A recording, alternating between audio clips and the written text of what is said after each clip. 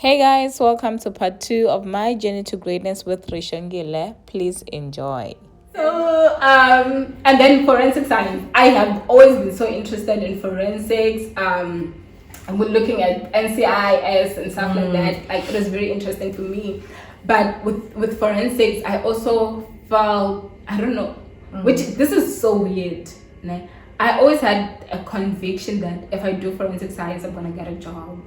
Oh. Even though I did not know where I would work. I did not know where forensic scientists work, but You knew your job is coming. I knew with forensic science I would get my job, which is so strange. Did you know anyone doing forensic sciences at that time who inspired you, or you were just thinking in honest that actually this is another good option, especially because when you apply, even for masters, they want a second and a third choice. Was that just that for you?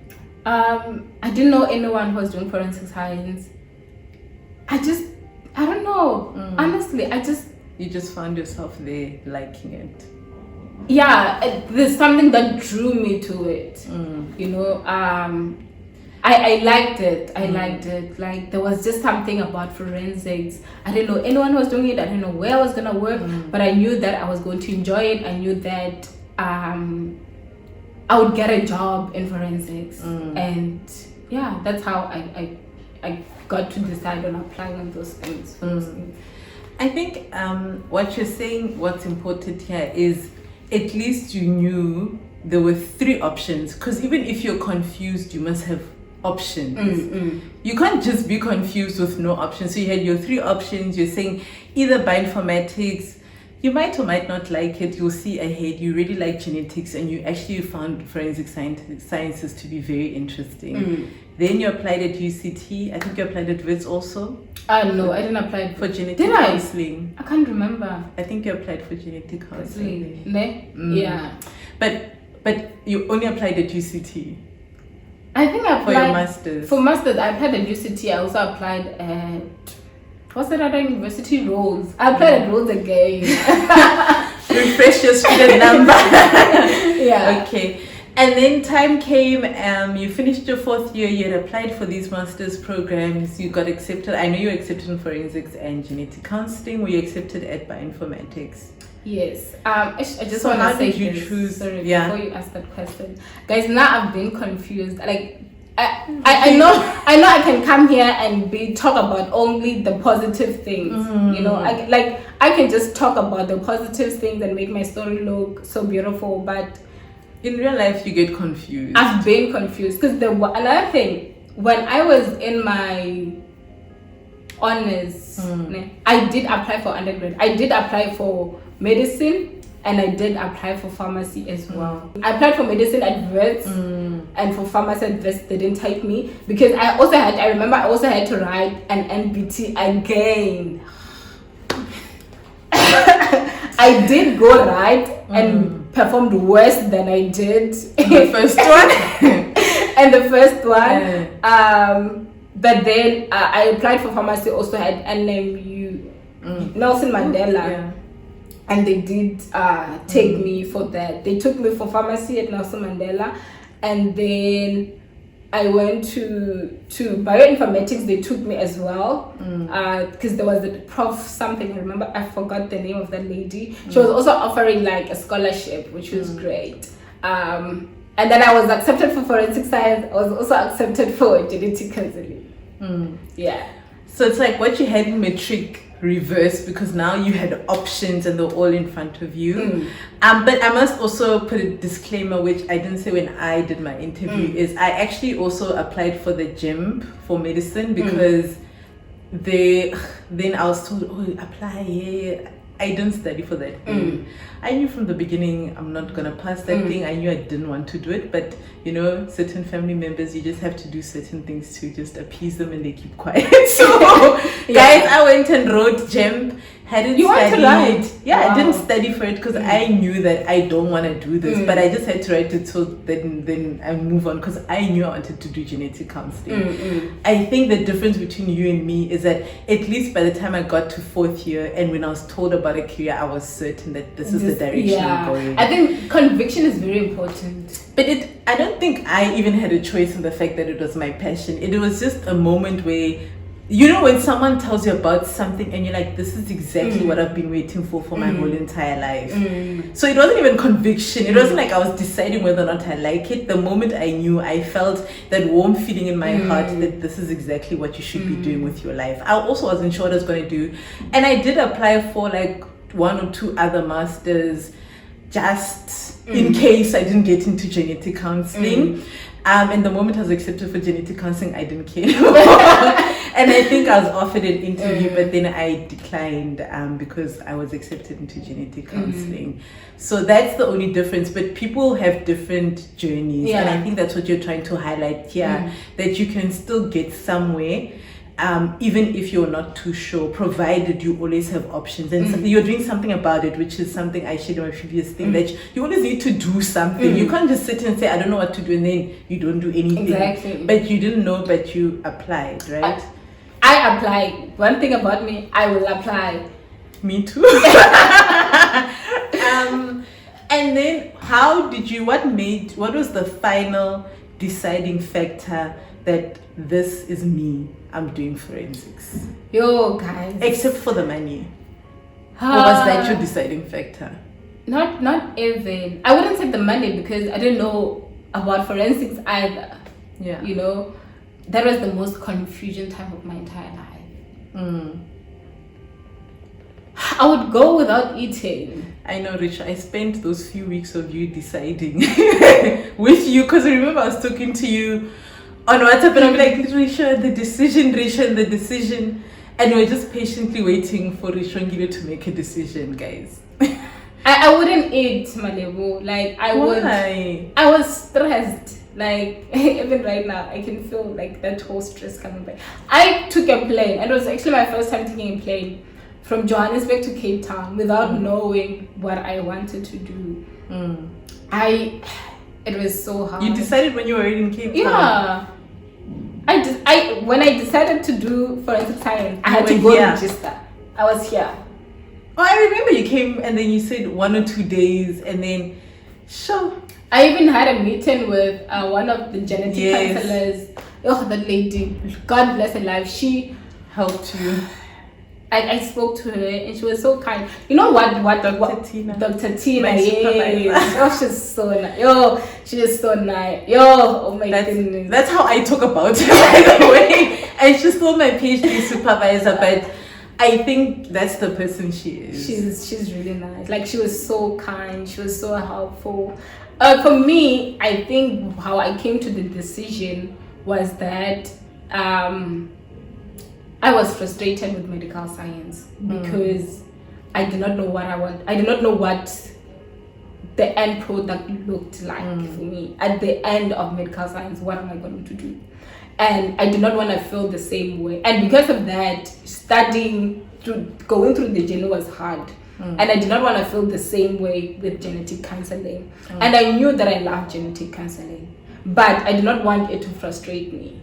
Okay, so you kind of had to make, and this, like, I'd like to say this, she put her big girl panties on, literally, because you had to make a tough decision because you were already frustrated and you didn't want to sit in a place of uncertainty. Even though you had a passion, you just had to let it go because you knew this won't be good for my mental health. At that point. Exactly. And one thing I really appreciate the meeting I had with Dr. Tina, because one thing I knew is that I can go and do forensic science. I can go get because I had that full conviction that with forensic science, and like there was no certainty that I would get. Even with forensic, when I asked the ladies with forensics, like, am I going to get a job after this? They were like, there's no certainty about it, and there isn't. But for some reason, I think that was God. Like, I was sure that I would get a job after my degree, which I got a job before I even finished my degree. So with genetic counseling, I also wanted to find out. I didn't choose it also because I was like, if I really love genetic counseling, if genetic counseling is really my calling, I can go do forensic science and get that job and come back and do genetic counseling. I can come back with money because, like, when you're working, you make money. and you go into being able to fund your career. And now when I do genetic counseling, I will not have that pressure where I need to make sure that I get a job, because I have 3 siblings at home, you know, like, who are coming. And I could see the pressure of me, like me going to, oh my goodness, I don't like talking about myself. See, now I want to cry. You can cry. The pressure of me, like when I had a conversation with my mom about doing my master's, like that was tough. It was really tough because, first of all, there was no certainty that I was going to get NRF. Second of all, Cape Town is super expensive, you know, and now I have siblings who go to a private school. And now I'm just like, I want to go back to school. And it's hard. And all these years we've been talking, she'll be done. You know how parents are like, the final year, she'll be done. And I get to final year and I'm like, I'm adding another 2 years. And I need you to finance me. That's another reason why I didn't do genetic counseling, because I remember Dr. Tina was like, there was a year, I think, with your internship, like where there's no funding or anything like that. I was like, there's no way my mother's gonna pay 5,000 rands accommodation for me in Cape Town, give me food to eat, pay for my flights to come here. Like, I don't want that. I can't do that. So that's, I did not want to do that. I did not want to put myself in that position. And I always knew that genetic counseling is not going away. If it's something that I really want to do, I'll come back and do it. If it's not, then it's not. Then forensic science is for me. And that's how I finally got to the decision. And that's why I was like, because I'm still not sure if I need to do genetic counseling, if I really should do genetic counseling. I know I love genetics. I know that I love counseling people. But is it my calling? You know, like, I don't know that. I guess that would be something that I should explore if I'm given the opportunity. I don't know, but life is a journey. You know, you can do anything at any age. As long as you have your marks, your matric marks are good, your honors, you have your honors marks are good, then you can study anything that you want after that. And your story is very touching, Risho, because it's an example of how I like to put it, that sometimes you have to do what you have to do or what you need to do before you do what you want. Because you needed to make that decision for yourself and for your family, and to ensure that everyone is safe and secure financially, right? And not add any extra financial pressure. And I was just privileged enough just that, because my mom was just like, I'll support you, do what you need to do. And even when I remember there was a day she was driving me from back home, well, from home in town back to Turf. I think it's a 30-minute drive. And then she was saying, no, that don't do something that you don't like doing. And this was in my honors year. She's like, do something that you really love doing, because I don't want you to come back here and be upset that someone forced you to do a career that you don't like. And with her, I was able to explain, because my grand is older, so she didn't understand these things. She just wanted me to be a doctor. But as time went and I was telling her more and more about what I do, then she learned to love it and accept it. But in the beginning, I don't think a lot of people understood. I think the person who understood the most what genetic counseling was is my mom.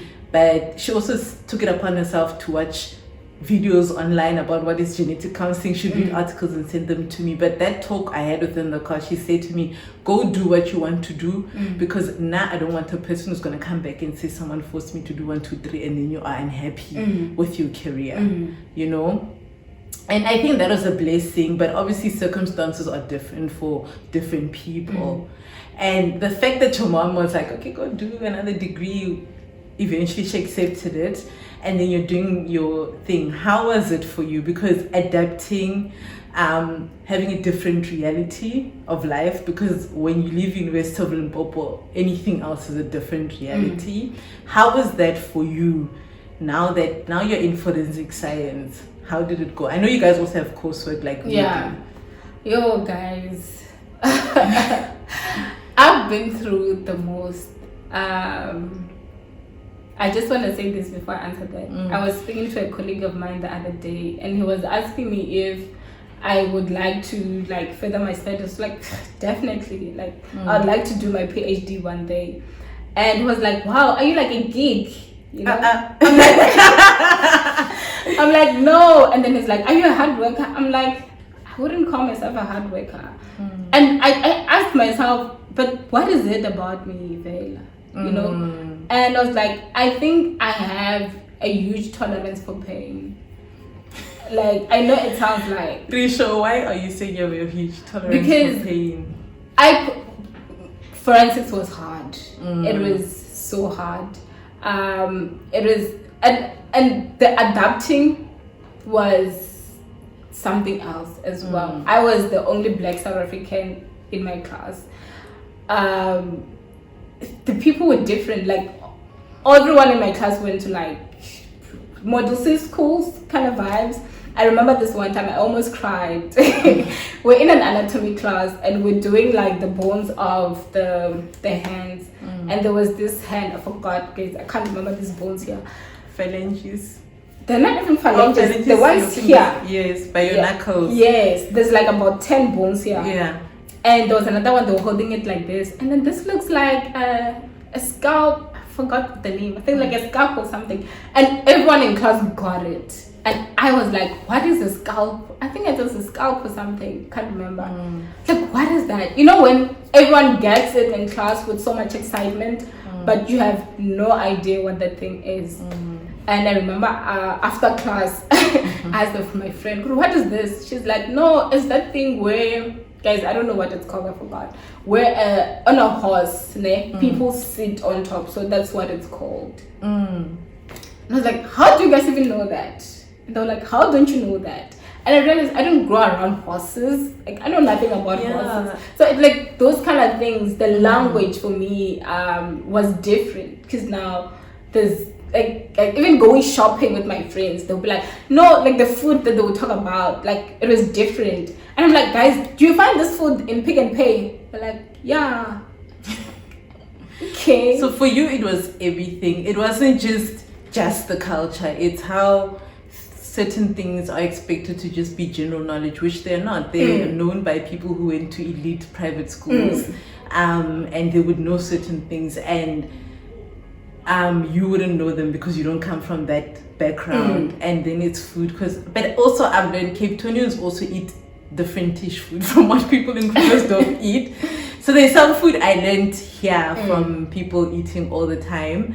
And we had a lot of office gatherings, so at least those were helpful because I'm like, oh, I brought this thing, we see it and that. So we had a lot of those. This is pre-COVID. But I don't think you guys had a lot of those things, so you couldn't even see, oh, this person's referring to this person's referring to that. No, not even. Yeah, but then at the same time, as much as I would say school was hard, guys, forensics is nice. Like, I won't lie. Was the hardest part? I know forensics is hard. Like I say, genetic counselling is hard. But was the hardest part the actual forensics when you think of it now, or the fact that there were so many other factors around you that were already affecting you emotionally and your sense of belonging? I think it was other things, because like, as much as I can say it's hard, it's doable. Like, you can definitely get in there and pass. Like, well, I passed. The other things, like, I'm trying to fit in. I'm trying to get in. I'm trying to be on the same level with everyone. But work is coming up. Like, work is piling up. There's confidence. I think another thing that affected me a lot, which this affected me even before I got to Cape Town. The mentality. Remember when I was in high school, I could never dream of going to UCT. You know, but now I'm going to UCT. Like let me even put this to you. Like, UCT, for where I come from, it's for the top 5 students. Oh, it's not just from where you come from. I think UCT and Wits, but mainly UCT has like a rep in the street that if you went to UCT, I mean, just from hearing what people say, it's a big deal. It is. You know? And obviously it's not unfounded, because UCT, for the past here and there, them and Wits always compete for number 1 in Africa. So now you are here, top university in Africa, go from Limpopo, you know, a place where only top 5 students went, but when you were top whatever and you made it, and I think so you had a little bit of imposter syndrome. Do I even deserve this? Do I even belong here? I did. It was such a shock. And that's the problem, because sometimes people want to box you. They want to put you in Risho belongs in this category. She'll go to University of Limpopo. If she goes to a better university, she'll go to, I'm not saying Rhodes is not good, guys, but she'll go to Rhodes, never Wits or UCT, right? And I think do you think that's what maybe affects people sometimes, is that people have already pre-boxed us. So now when we make it into these other parts, we also find it weird for ourselves that, do I really deserve to be here? Because now even people have already pre-boxed me that for me to be qualifying for UCT, I needed to have done this in matric. Forgetting that actually you spent the past 4 years working to get UCT. So do you think those pre-boxes, that people or family, whatever, put you in can really affect you going forward? It does. I think it affects you a lot. When I got to UCT forensic science, it was 8 of us in class. They told us that they had shortlisted about 50 people, and we were the top 8. But I still felt like, maybe they chose me because I'm black.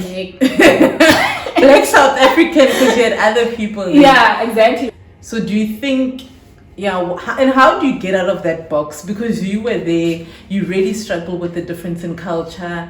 You were wondering that, was I accepted only because I'm black? I mean, have I questioned that? Maybe not when I was accepted though. And I don't think when I questioned that, was I only accepted because I'm black, it was coming from me, because I got to a girl. I was like, anyway, I wanted to be at UCT for undergrad and I didn't get in, right, for medicine. So, and UCT was always my dream, so I'm not gonna lie. Like, I remember when I was young, I was like, I wanna go to UCT. But obviously God felt, no, your UCT time is not now. Your UCT time is coming, and it's going to be extraordinary, right? Of which then I end up in this degree and happen to just be the first black genetic. Yes. So God had other plans, but I do know that there was a time, for 2 seconds, because I don't dwell on things for a lot. I try not to, because it would really affect you, and it will affect the amount of work I need to do or get done.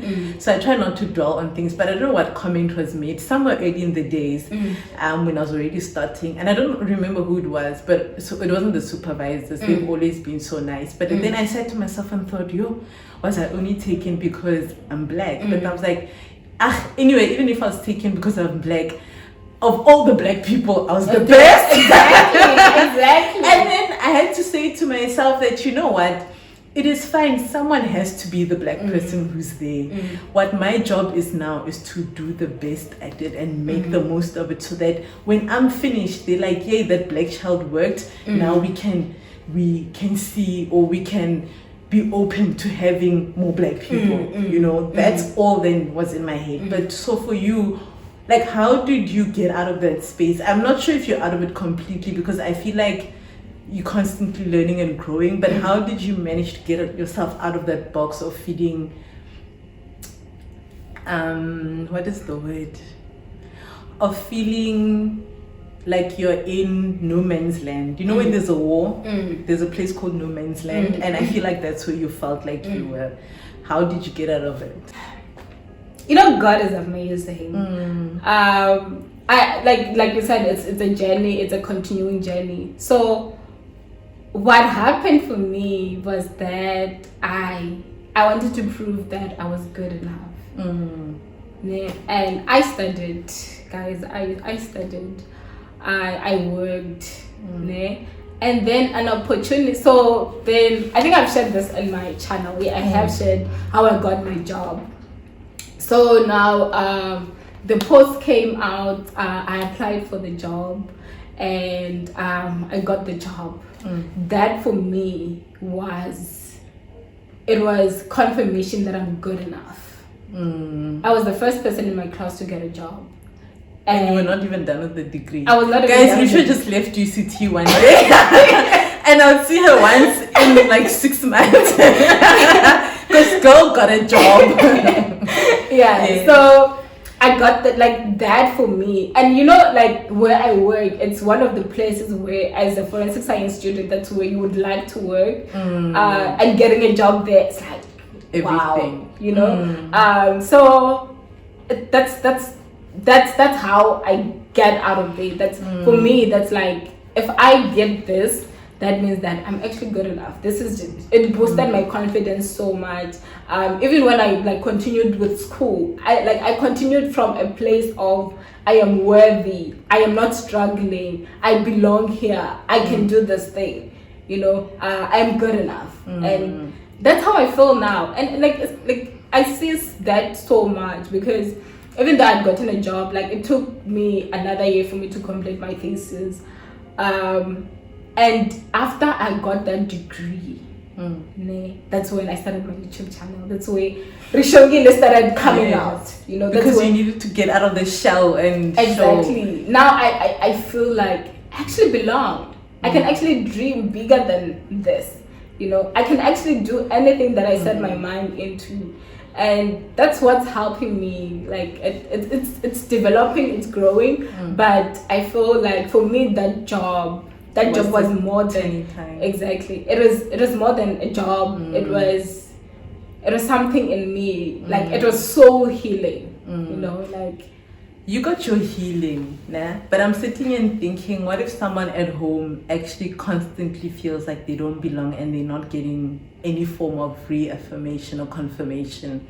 What advice would you give them? Like, what do you think would have helped you if you hadn't gotten the job?